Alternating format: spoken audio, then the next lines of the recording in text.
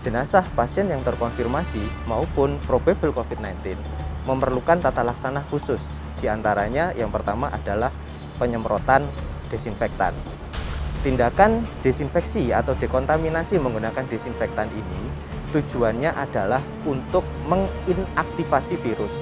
Dikarenakan pada saat seseorang meninggal, memang fungsi kardiorespirasi atau fungsi jantung dan paru-paru memang sudah dinyatakan berhenti secara permanen.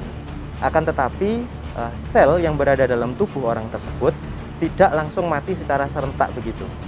Masih ada sel yang berfungsi sehingga proses replikasi virus masih dimungkinkan pada sel-sel ini. Penularan virus COVID-19 itu lewat droplet infection atau lewat batuk. Tapi perlu diketahui juga bahwa bisa juga melewati cairan tubuh. Jadi pada jenazah sudah tidak memungkinkan untuk batuk. Tapi yang bisa menularkan adalah dari cairan tubuhnya.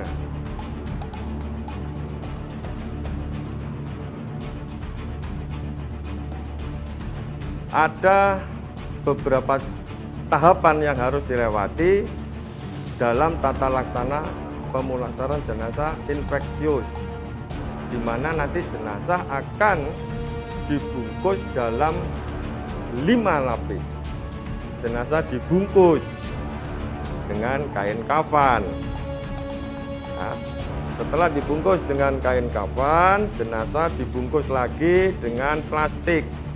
Nah, ini yang membedakan cara pemulasaran infeksius dengan non-infeksius atau yang biasa.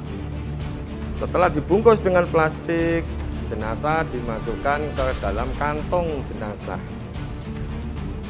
Nah, sudah lapis ketiga. Setelah dimasukkan kantong jenazah, jenazah dimasukkan peti jenazah. Setelah dimasukkan peti, peti dibungkus lagi dengan plastik.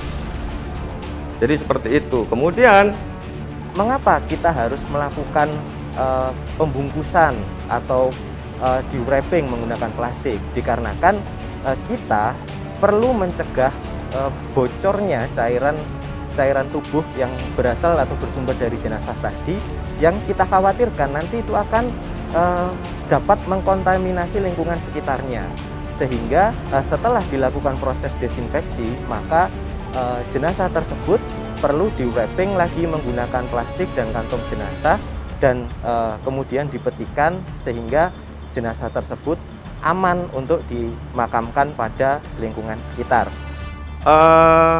Jenazah setelah dimasukkan dalam peti jenazah harus segera mungkin dikuburkan. Jadi tidak boleh mampir ke rumah duka atau mampir ke masjid.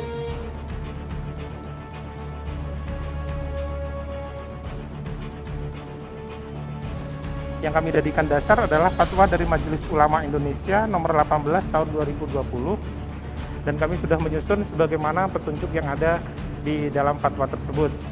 Di antaranya misalnya untuk memandikan jenazah, disampaikan bahwa jenazah dimandikan sebagaimana biasanya, hanya kemudian dilakukan oleh petugas yang menggunakan APD lengkap dengan pengawasan secara medis.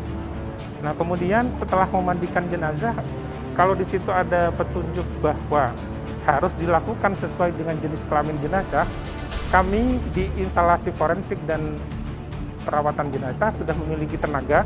Jadi untuk jenazah perempuan kami sudah ada tenaga perempuan, kemudian untuk jenazah laki-laki kami sudah menggunakan tenaga laki-laki untuk melakukan itu.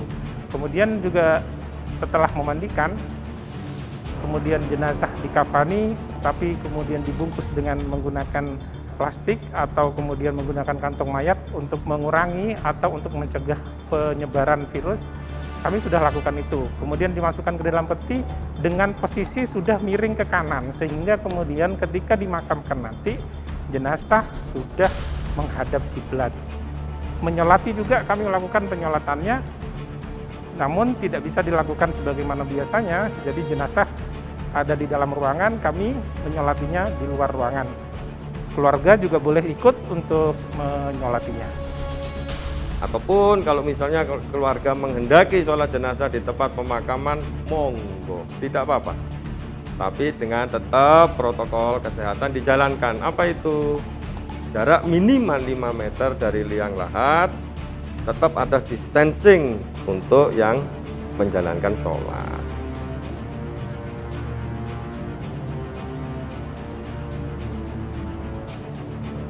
Ya, sedikit ngelus dodo istilahnya kalau orang Jawa. Sudah kita beritahu panjang lebar, dibantu teman-teman aparat kepolisian panjang lebar, tapi tetap masih menolak. Sedikit pengalaman ngeri, saya hampir aja pernah kena hampir kena pukul. Ya, karena mungkin tidak terima dengan penjelasan saya. Ya, tapi untungnya teman-teman dari kepolisian banyak sehingga bisa ditenangkan, bisa dibantu memberikan komunikasi, informasi dan edukasi. Akhirnya keluarga tersebut alhamdulillah bisa menerima.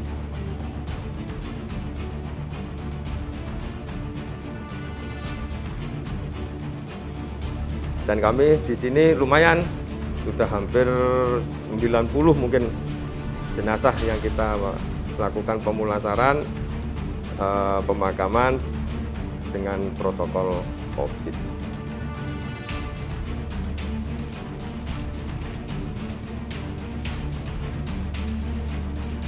Kedepan saya harap semua masyarakat, khususnya masyarakat Kabupaten Jember, lebih paham lagi masalah tata laksana pemulasaran dan pemakaman pasien dengan probable atau confirm COVID, sehingga tidak akan ada penolakan atau pengambilan paksa jenazah. Harapannya semua bisa menerima, karena efek yang disebabkan itu lebih berbahaya untuk yang sehat.